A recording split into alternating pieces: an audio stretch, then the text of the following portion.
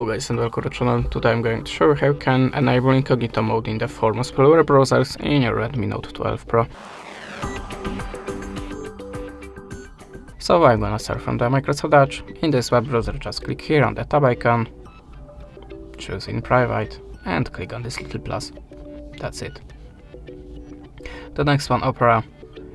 Exactly same like before, click on the tab icon, switch to the private and click on the plus. Now the Google Chrome, click here on the three dot icon or arrow icon and choose Incognito tab. And the last one, Firefox. If you have this welcoming screen, just click here. If you have any tab opened before, click on the tab icon, switch to the Zero Mask and add a tab. And now your history, cookies, files, completed forms, even the words from the keyboard will be not saved. That's it. Thanks for watching, leave us a subscribe and a comment, and goodbye.